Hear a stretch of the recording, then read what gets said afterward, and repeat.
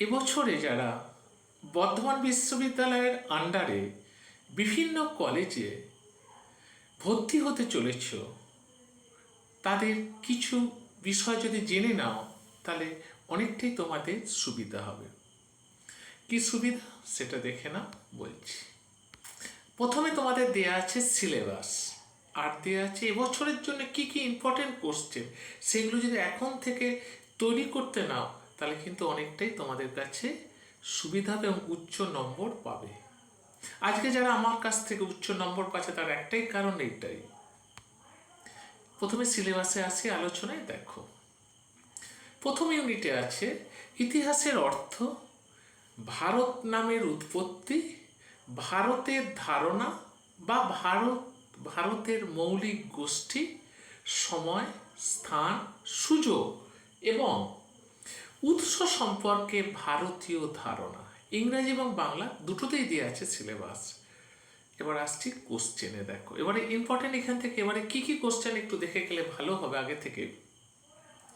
ভারত নামের উৎপত্তির ওপর সংক্ষেপে আলোচনা করো, এটা খুব ইম্পর্টেন্ট একটা কোশ্চেন।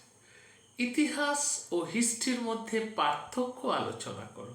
দেখতে পাচ্ছ যে যে ইম্পর্টেন্ট কোশ্চেন। তারপরে হচ্ছে দেখো, বৈচিত্র্যের সত্ত্বেও ভারতের বর্ষের মৌলিক ঐক্যকে তুমি কিভাবে ব্যাখ্যা করবে, এটাও একটা ইম্পর্টেন্ট কোশ্চেন। তোমার পাঠ্যসূচির অন্তর্ভুক্ত সময়কালে ইতিহাস রচনায় ভারতীয় সাহিত্যের ভূমিকা কি, এটা বছরে 100%। এবার আসছি ইউনিট 2-তে। দেখো, প্যালিওলিথিক, মধ্যপ্রস্তর যুগ, নব্যপ্রস্তর যুগ সংস্কৃতির একটি বিস্তৃত জরিপ। এখান থেকে কি কি ইম্পর্টেন্ট কোশ্চেন দেখো। মধ্যপ্রস্তর যুগের শিল্পকলা, ভীমবেটকার গুহা শিল্প সম্পর্কে আলোচনা করে, এটা খুব ইম্পর্টেন্ট একটা কোশ্চেন। তারপরে এইটাই বছরের খুব 100% ইম্পর্টেন্ট, 100% লিখে দিলাম গায়ে। কি কোশ্চেনটা দেখো, নব্যপ্রস্তর যুগের বিপ্লবের উপর একটি টিকা লেখো। দেখো এবছর আমার যারা টপার হয়েছে 6 সেমিস্টারে তাদের প্রত্যেকের কলেজের নাম এবং ছবি দিয়ে দেওয়া হয়েছে। সবার ছবি তো এখানে ধরছে না যেহেতু, সেই জন্যে দেখো কে কি কোন কলেজ থেকে টপার হয়েছে হিস্ট্রি থেকে সেটা পুরো দেওয়া আছে। অর্থাৎ হিস্ট্রি মেজর থেকে, অর্থাৎ অনার্স থেকে এবছরে যারা টপার হয়েছে তাদের নাম পুরো দেওয়া আছে এবং আমরা কি কি বিষয় এখানে পড়ানো হয় সেটাও দেওয়া আছে। এবারে আসছে আলোচনায়। দেখো ইউনিট 3,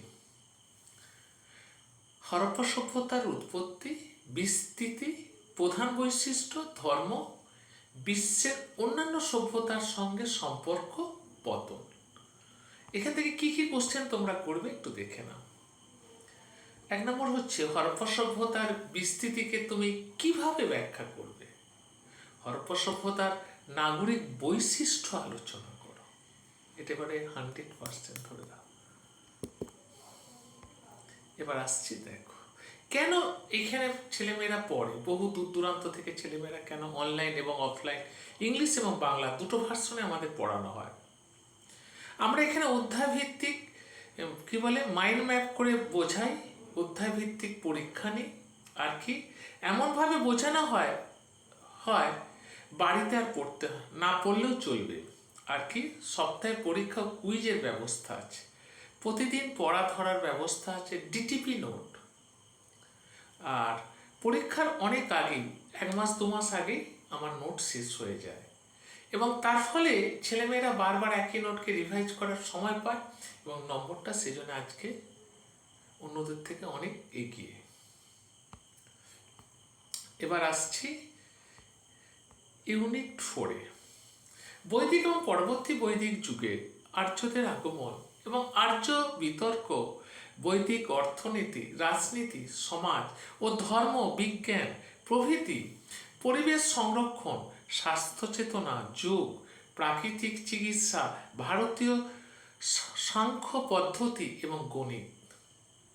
আর কি ভাষার বিবর্তন, ভারতের অর্থনৈতিক চিন্তাভাবনা, ভূমি, বন, কৃষির ধারণা, শিল্প, বাণিজ্য, সম্পাদক বাণিজ্য।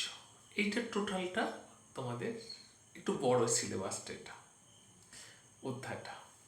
এখানে কি কি করতে হবে দেখো। তার আগে বলে নিই, যদি তোমাদের কারো কোনো প্রশ্ন বা সংশয় থাকে, আমি তো 25 বছর এই লাইনে পড়াচ্ছি, 25 বছর হয়ে গেল। প্রতিটা প্রচুর ছাত্রছাত্রী আমার কাছ থেকে অনার্স এমএ করে বেরিয়ে গেছে এবং তারা অনেকেই আজ প্রতিষ্ঠিত, এবং আমার কাছে আবার এসএলএসটি কম্পিটিভ করে তারা এখন চাকরি করছে।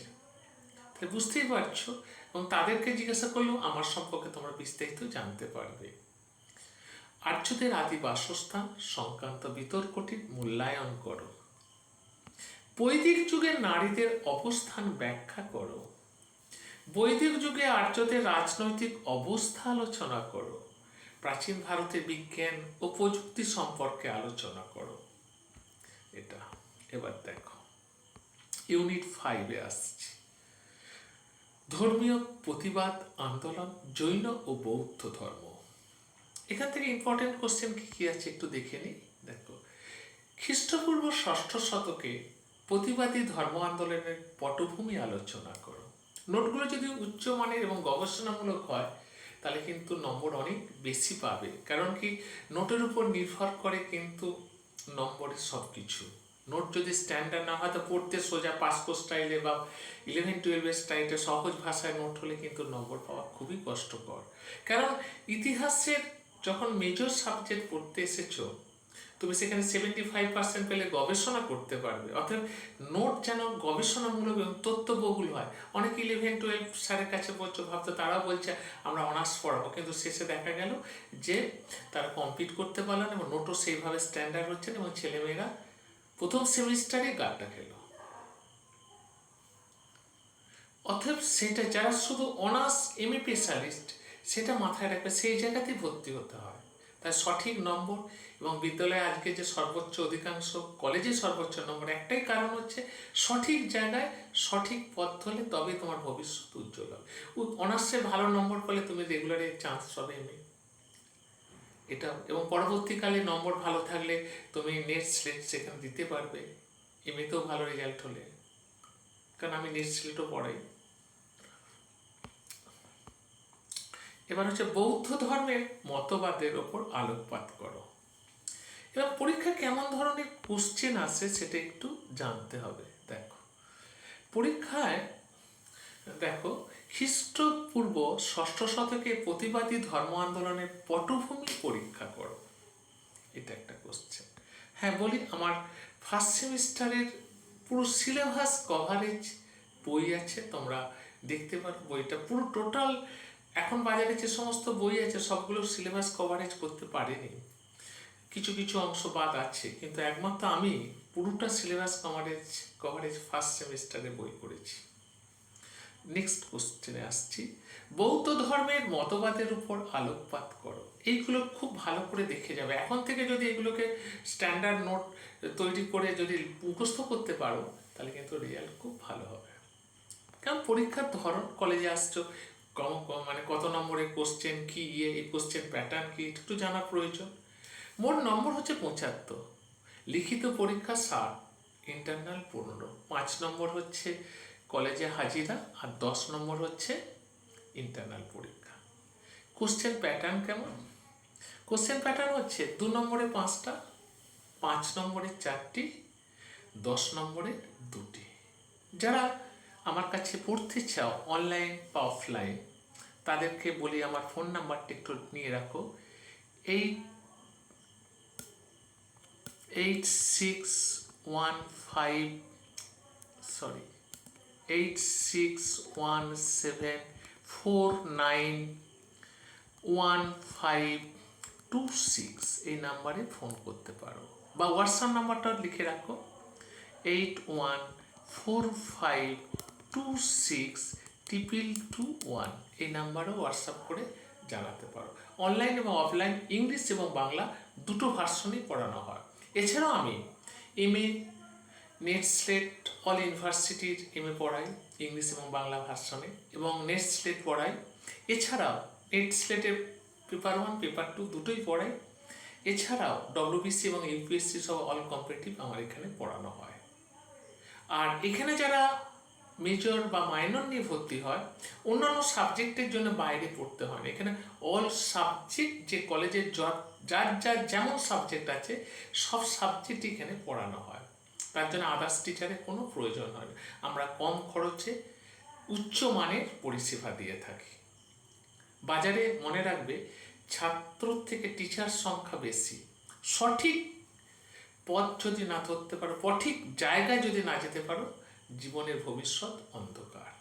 ভালো থেকো, সুস্থ থেকো, ভালোভাবে কলেজ আরম্ভ করতে শুরু করো। শেষ করলাম।